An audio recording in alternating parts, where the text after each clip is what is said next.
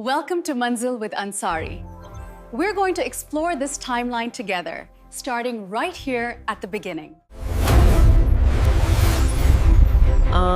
आज की इस विस्तृत चर्चा में हम एक ऐसे विषय की परतों को खोलने वाले हैं जो देखा जाए तो सदियों पुराना है, लेकिन हमारे पास उसे समझने के लिए आज जो स्रोत सामग्री है वो एकदम आधुनिक और कह सकते हैं कि बेहद सटीक है। आज का हमारा विषय है योग साधना, और इसके लिए हम किसी प्राचीन ग्रंथ को नहीं खंगाल रहे हैं, बल्कि एक बेहद खास एग्जाम मास्टरी स्लाइड डेक का विश्लेषण कर रहे हैं। हाँ, जो मुख्य रूप से KVS PRT टियर 2 परीक्षा के लिए है, मतलब शारीरिक शिक्षा और योग के उम्मीदवारों के लिए तैयार किया गया है। लेकिन शुरुआत में ही ये स्पष्ट करना बहुत जरूरी है कि इस चर्चा का उद्देश्य केवल परीक्षा के कुछ नोट्स को पढ़कर सुनाना नहीं है। बिल्कुल नहीं। मतलब इस चर्चा का जो असल मिशन है ना, वो उन वैज्ञानिक तथ्यों और शरीर विज्ञान के रहस्यों को समझना है जो इन योगाभ्यासों को इतना प्रभावी बनाते हैं। हाँ, तो चलिए फिर इसी ब्लूप्रिंट के पहले और सबसे महत्वपूर्ण हिस्से से शुरुआत करते हैं, जो है योग का आधार, मतलब अभ्यास और सांसों का विज्ञान। स्रोत में न अभ्यास शब्द को जिस तरह से परिभाषित किया गया है, वो सीधे तौर पर हमारे सामान्य नजरिए को चुनौती देता है। इसमें अभ्यास को केवल निरंतरता और सम्मान का मिश्रण बताया गया है। हाँ, कंसिस्टेंसी और रिस्पेक्ट। बिल्कुल। अब यहाँ एक सवाल उठता है। निरंतरता तो समझ में आती है कि रोजाना कोई काम करना, लेकिन ये सम्मान क्यों? अगर कोई इंसान बिना मन के बस मशीन की तरह रोज जिम जाकर वजन उठाता है या ट्रेडमिल पर दौड़ता है, तो भी उसकी मांसपेशियां तो बनी जाती है ना। फिर इस शारीरिक प्रक्रिया में सम्मान या श्रद्धा की क्या जरूरत है? एक बहुत ही शानदार और मैं कहूंगा कि तार्किक सवाल है, और यहीं पर एक सामान्य कसरत और योग के बीच की लकीर स्पष्ट होती है। अच्छा, देखिए, जब कोई सिर्फ यांत्रिक रूप से वजन उठाता है तो उसका शरीर तो काम कर रहा होता है, लेकिन उसका नर्वस सिस्टम यानी तंत्र का तंत्र वो कहीं और होता है। हाँ, वो शायद फोन देख रहा हो। बिल्कुल, शायद वो उस वक्त अपने ऑफिस के तनाव के बारे में सोच रहा हो। लेकिन जब स्रोत सम्मान की बात करता है तो उसका सीधा अर्थ है पूर्ण जागरूकता और एकाग्रता।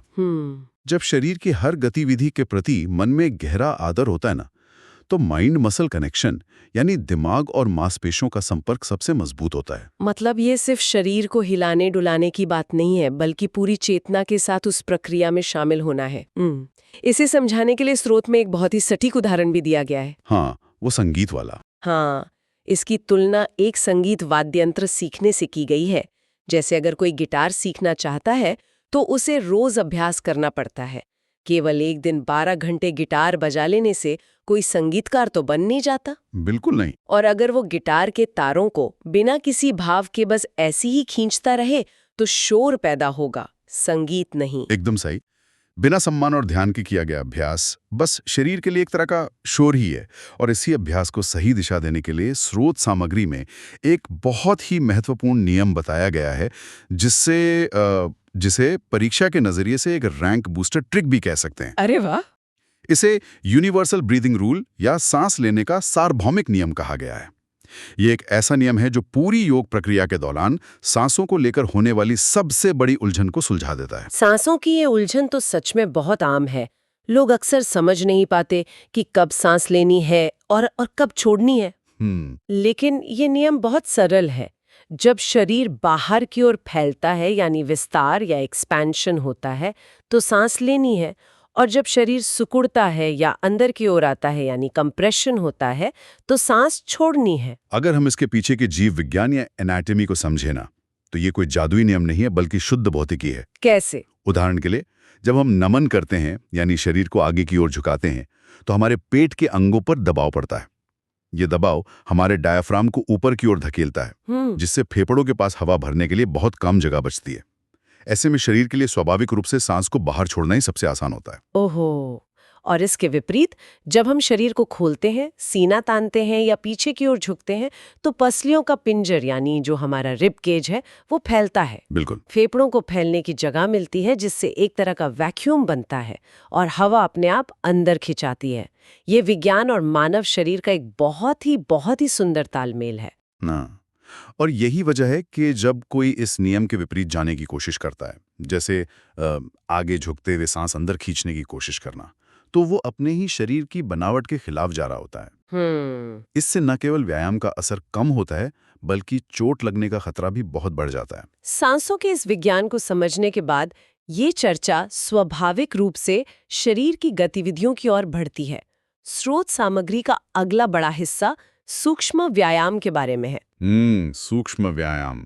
नाम से ही स्पष्ट है कि ये छोटे, हल्के और बहुत ही बारीक व्यायाम है। सूक्ष्म व्यायाम वास्तव में शरीर के लिए एक वार्म अप के रूप में काम करते हैं। इनका मुख्य ध्यान हमारे शरीर के जोड़ों जैसे टखना, घुटने, कूल्हे, कलाई, इनको ढीला करने पर होता है। हाँ, ये जोड़ों की गतिशीलता में सुधार करते हैं और शरीर में जमा तनाव को कम करते हैं। स्रोत में एक बहुत ही दिलचस्प बात बताई गई है कि इन गतिविधियों को पवन मुक्तासन श्रृंखला भी कहा जाता है, जो कि परीक्षा के दृष्टिकोण से बहुत महत्वपूर्ण तथ्य है। पवन मुक्तासन श्रृंखला, इसका शाब्दिक अर्थ ही हवा या गैस को मुक्त करना है। लेकिन जोड़ों के व्यायाम से गैस का क्या लेना देना? यह एक बहुत ही महत्वपूर्ण पहलू है। देखिए, हमारे शरीर के जोड़ों में साइनोवियल फ्लूइड होता है जो एक लुब्रिकेंट का काम करता है। ग्रीस की तरह? बिल्कुल। जब जीवन शैली में गतिशीलता कम होती है तो इन जोड़ों के आसपास तनाव और कुछ हद तक गैस के बुलबुले या वायु दोष जमा होने लगते हैं, जिससे जकड़न और दर्द होता है। अच्छा। पवन मुक्तासन श्रृंखला की ये सूक्ष्म व्यायाम इसी रुकी हुई हवा और तनाव को बाहर निकालते हैं। यहाँ स्रोत सामग्री ना भाषा विज्ञान का एक बहुत ही रोचक नजरिया भी पेश करती है। इसमें संस्कृत के मूल शब्दों को समझने की एक ट्रिक दी गई है जो बहुविकल्पीय प्रश्नों को हल करने में बहुत काम आ सकती है। ये दावा किया गया है कि अगर कोई इन शब्दों का अर्थ समझ ले तो आधी उलझन वैसी दूर हो जाती है। जैसे जानू का अर्थ है घुटना, नमन का अर्थ है मोड़ना और चक्र का अर्थ है घुमाना या रोटेशन।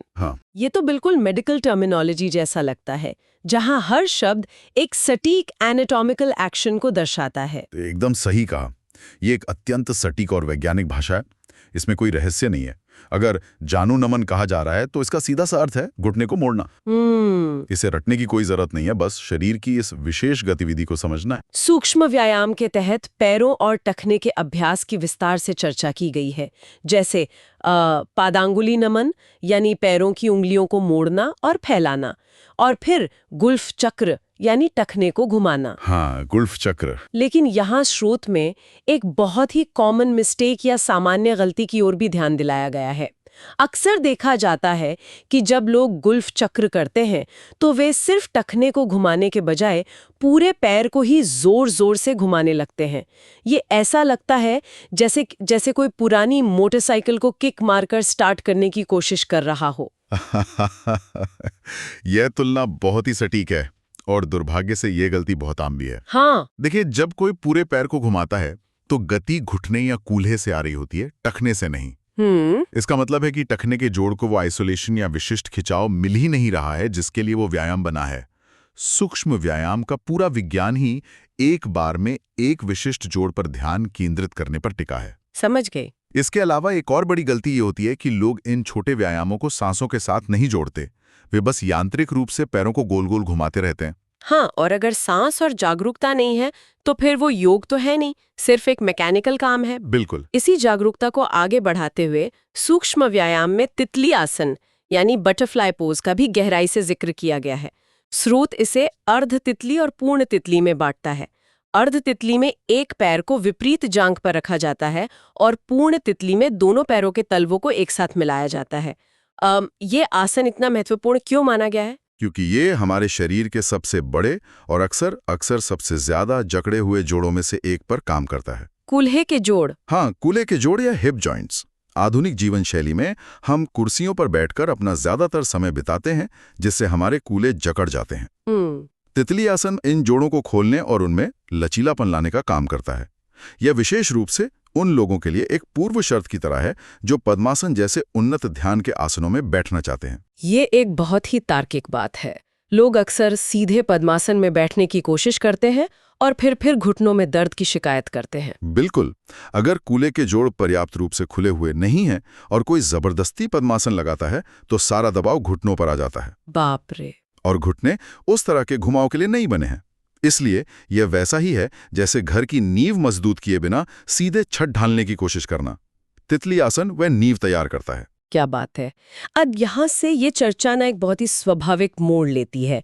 सूक्ष्म व्यायाम जो छोटे जोड़ों और नींव को तैयार करने के लिए थे, उनसे आगे बढ़कर हम स्थूल व्यायाम की ओर आते हैं। स्थूल व्यायाम, हाँ। स्रोत सामग्री इन दोनों के बीच के अंतर को बहुत ही स्पष्ट रूप से एक मैट्रिक्स के जरिए समझाती है। ये तुलनात्मक मैट्रिक्स पूरे कॉन्सेप्ट को एकदम साफ कर देता है और अक्सर परीक्षाओं में पूछा भी जाता है कि इनमें से कौन सा स्थूल व्यायाम की विशेषता नहीं है। हाँ। तो जहां सूक्ष्म व्यायाम हल्के होते हैं और विशिष्ट जोड़ों पर केंद्रित होते हैं, वहीं स्थूल व्यायाम अधिक तीव्र और पूरे शरीर को शामिल करने वाली गतिविधियां हैं। इनका मुख्य लक्ष्य केवल जकड़न दूर करना नहीं है, बल्कि शारीरिक फिटनेस, ताकत और हृदय की सहनशीलता यानी कार्डियोवैस्कुलर स्टैमिना का निर्माण करना है। तो ये कहा जा सकता है कि सूक्ष्म व्यायाम शरीर की ट्यूनिंग करते हैं और स्थूल व्यायाम शरीर के इंजन को पूरी क्षमता पर दौड़ाते हैं। बहुत सही कहा। स्थूल व्यायाम के उदाहरणों में सबसे पहला नाम रेखा गति या लाइन वॉकिंग का आता है। पहली नजर में ये बहुत ही साधारण लगता है, बस एक सीधी रेखा में चलना, लेकिन इसमें एक खास हील टू टो कनेक्शन यानी एड़ी से पैर की उंगलियों को छूते हुए चलने पर जोर दिया गया है। ये सुनने में साधारण लग सकता है, लेकिन ये हमारे नर्वस सिस्टम के लिए एक बहुत बड़ी चुनौती है। अच्छा। हाँ, जब हम एड़ी से उंगलियों को मिलाकर एक सीधी रेखा में चलते हैं तो यह शरीर के प्रोप्रियोसेप्शन यानी अंतरिक्ष में शरीर की अपनी स्थिति को महसूस करने की क्षमता को रिकैलिब्रेट करता है। यह संतुलन और मानसिक एकाग्रता को एक अलग ही स्तर पर ले जाता है, क्योंकि इसमें दिमाग को हर कदम पर शरीर के गुरुत्वाकर्षण केंद्र को संतुलित करना पड़ता है। इसके बाद एक ऐसा अभ्यास आता है जो सच में बहुत ही ऊर्जावान है, हृदय गति या जिसे योगिक जॉगिंग भी कहा जाता है। हाँ, योगिक जॉगिंग। स्रोत में ना इसे एक लोकोमोटिव व्यायाम के रूप में चित्रित किया गया है। इसकी जो तस्वीर पेश की गई है वो किसी चलती हुई ट्रेन के इंजन जैसी है। पंजों के बल छोटे छोटे कदम दौड़ना, बाहों को ट्रेन के पिस्टन की तरह आगे पीछे पंप करना और पैरों को झटके से पीछे की ओर मोड़ना ताकि वे लगभग कूल्हों को छू लें। इसके साथ ही तेजी से सांस लेना। ये मुझे तो आधुनिक हाई इंटेंसिटी इंटरवल ट्रेनिंग या जो HIIT होता है ना, उसका एक पारंपरिक रूप लगता है। ये तुलना बहुत हद तक सही है। इस अभ्यास का सीधा असर हमारे हृदय और फेफड़ों पे पड़ता है। जब बाहें पिस्टन की तरह आगे पीछे होती हैं तो वो छाती का तीव्र विस्तार और संकुचन करता है। इससे फेफड़ों की क्षमता बढ़ती है और पूरे शरीर में ऑक्सीजन का प्रवाह तेजी से होता है। साथ ही ये जांग और पिंडली की मांसपेशियों को बहुत मजबूती देता है। ये शरीर को गर्माहट और ऊर्जा से भर देने वाला एक संपूर्ण कार्डियो वर्कआउट है। स्थूल व्यायाम में एक और गतिविधि का जिक्र है, ऊर्ध्व गति या अप मूवमेंट। इसमें पैरों को 1 फुट की दूरी पर रखकर एक बांह को सामने सीधा मोड़ा जाता है और दूसरी बांह को आसमान की ओर सीधा तान दिया जाता है। फिर इन्हें बारी बारी से बदला जाता है। ये अभ्यास वास्तव में शरीर में रक्त संचार के लिए एक वैस्कुलर पंप की तरह काम करता है। Vascular pump? हाँ, जब एक बांह को पूरी ताकत से ऊपर आसमान की ओर खींचा जाता है और दूसरी को नीचे, तो ये शरीर के धड़ में एक दबाव पैदा करता है।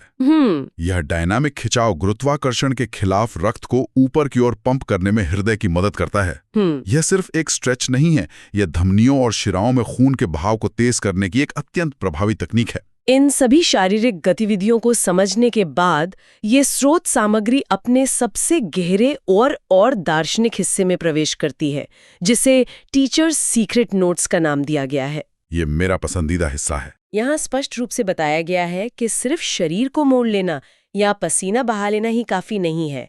यहाँ व्यायाम और योग के बीच का असली अंतर सामने आता है, जो है माइंडफुलनेस यानी जागरूकता। यही इस पूरी चर्चा का केंद्र बिंदु है।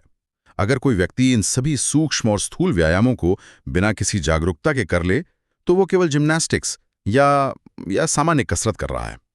योग तब घटित होता है जब उस शारीरिक गति के साथ सही श्वास पैटर्न और पूर्ण मानसिक उपस्थिति जुड़ जाती है। और इसी उपस्थिति को सुनिश्चित करने के लिए ठहराव यानी द पॉज का सिद्धांत दिया गया है। स्रोत के अनुसार शिक्षक के लिए ये एक बहुत ही महत्वपूर्ण निर्देश है और इस पर अक्सर एमसीक्यू भी आते हैं कि हर 3 सूक्ष्म व्यायाम पूरे करने के बाद अगला अभ्यास तुरंत शुरू नहीं करना है। इसके बजाय रुकना है और प्राकृतिक सांस व जोड़ों की जागरूकता पर ध्यान देना है। बिल्कुल साहिब है। हाँ, देखिए, जब हम कोई शारीरिक गतिविधि करते हैं तो हमारा शरीर तनाव में होता है। हाँ, लेकिन जब हम उस गतिविधि के तुरंत बाद अपनी आंखें बंद करके बस रुक जाते हैं तो वो ठहराव, वो समय होता है जब हमारा नर्वस सिस्टम उस गतिविधि को प्रोसेस करता है। वो डाउन रेगुलेशन का समय होता है। अच्छा। उसी ठहराव में शरीर ये समझता है कि किन मांसपेशियों में खिंचाव हुआ है और जोड़ों पर क्या प्रभाव पड़ा है। अगर हम इस ठहराव को छोड़ देते हैं तो हम अभ्यास के सबसे बड़े लाभ को ही नजरअंदाज कर देते हैं। ये एक बहुत ही गहरी और विचारणीय बात है। ठहराव में ही असली प्रगति होती है और इसी के साथ एक और गुण जुड़ा है, धैर्य। लचीलापन रातों रात नहीं आता। जैसा कि शुरुआत में अभ्यास के बारे में चर्चा हुई थी, ये निरंतर प्रयास से ही विकसित होता है। अगर कोई पहले ही दिन पूर्ण तितली आसन या पद्मासन लगाने की जिद करे तो वो सिर्फ खुद को चोट पहुंचाएगा। बिल्कुल, शरीर की अपनी एक गति होती है, उसे खुलने और बदलने में समय लगता है। धैर्य और निरंतरता के साथ जब सम्मान जुड़ता है तभी वो अभ्यास फलीभूत होता है। तो अब जब हम इस पूरी गहरी चर्चा को समेटने की ओर बढ़ रहे हैं तो एक बार पूरे परिदृश्य पर नजर डाल लेते हैं। इस स्रोत सामग्री ने हमें क्या सिखाया? बहुत कुछ। इसने बहुत ही तार्किक तरीके से शरीर की जरूरतों को माइक्रो और मैक्रो में बांटा है। सूक्ष्म व्यायाम शरीर के जोड़ों जैसे टखनों और घुटनों से रुकी हुई हवा और जकड़न को दूर करते हैं।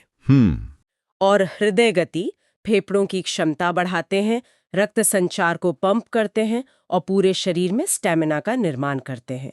और इन सबके बीच एक पुल का काम करता है अभ्यास, जो शरीर, मन और सांस को एक सूत्र में बांधता है। और ये बात ना फिर से दोहराई जानी चाहिए कि ये जानकारी किसी परीक्षा के सिलेबस तक सीमित नहीं है। बिल्कुल नहीं। ये किसी भी ऐसे व्यक्ति के लिए एक संपूर्ण टूल किट है जो अपने शरीर को बेहतर ढंग से समझना चाहता है। सही तरीके से सांस लेना, छोटे जोड़ों की देखभाल करना और शरीर को जागरूकता के साथ गति देना, ये मानव शरीर के इष्टतम उपयोग यानी ह्यूमन ऑप्टिमाइजेशन का विज्ञान है। ये सचमुच ज्ञान का एक ऐसा खजाना है जिसे हर किसी को अपनी दिनचर्या का हिस्सा बनाना चाहिए। लेकिन इस चर्चा को समाप्त करने से पहले एक विचार है जो इस पूरी जानकारी से निकल कर आता है और जिस पर हम सभी को सोचना चाहिए। हमने शुरुआत में देखा कि अभ्यास का अर्थ केवल किसी काम को रोज करना नहीं है, बल्कि उसे गहरे सम्मान के साथ करना है। हमने इसे योग और व्यायाम के संदर्भ में समझा। लेकिन क्या होगा अगर इस सिद्धांत को जीवन के अन्य क्षेत्रों में लागू किया जाए? अच्छा।